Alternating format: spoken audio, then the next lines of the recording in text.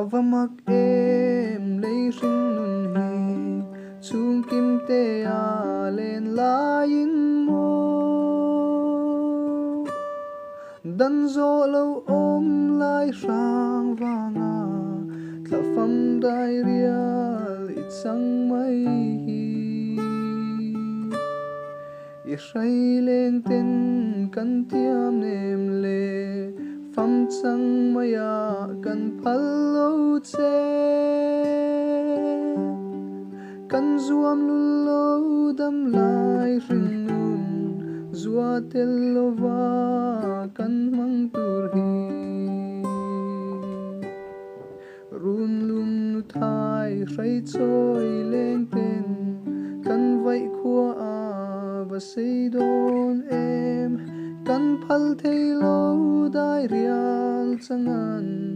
kapa kapa